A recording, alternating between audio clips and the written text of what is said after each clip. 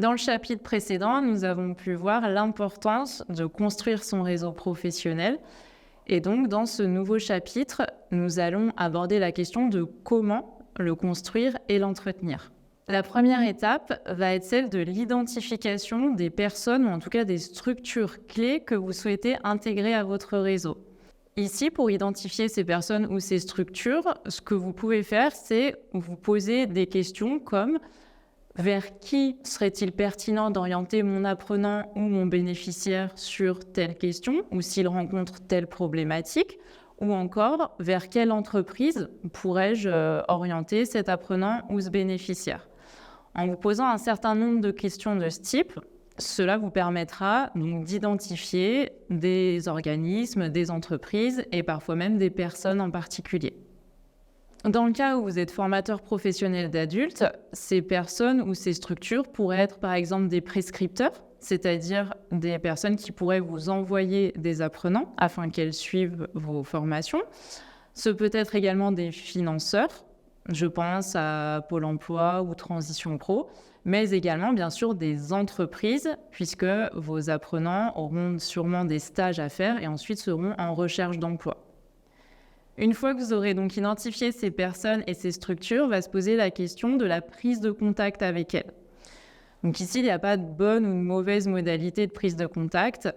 L'idée va être que vous puissiez être à l'aise avec la modalité de contact que vous allez choisir, que ce soit par téléphone, dans un événement ou par mail.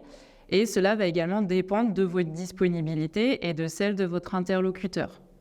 Ce qui va être également important, ça va être d'avoir en tête l'objectif de la prise de contact.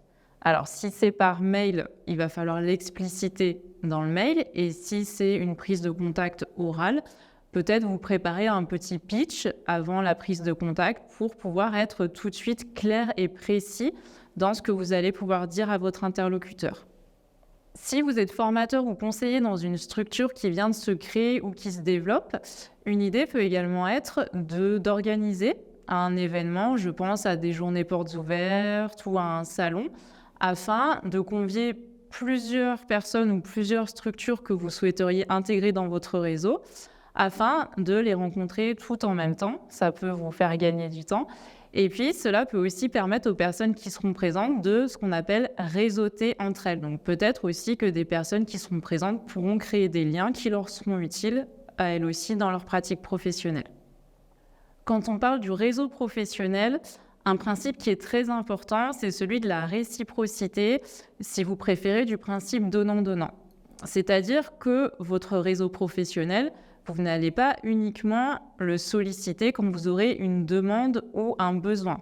Il va falloir que vous aussi, vous lui apportiez des informations, en tout cas que vous ayez une utilité pour les personnes qui font partie de votre réseau. On peut évoquer quelques pistes pour ce qu'on va appeler entretenir son réseau.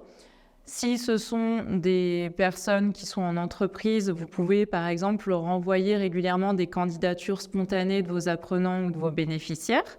Si ce sont des personnes qui exercent le même métier que vous pouvez garder le lien avec elles et donc entretenir votre réseau en les tenant informés par exemple de l'actualité de votre structure ou bien en leur donnant des informations que vous avez pu avoir. Tout à l'heure, on parlait d'évolution législative, d'évolution technologique, en tout cas un partage d'informations qui leur sera utile dans leur pratique.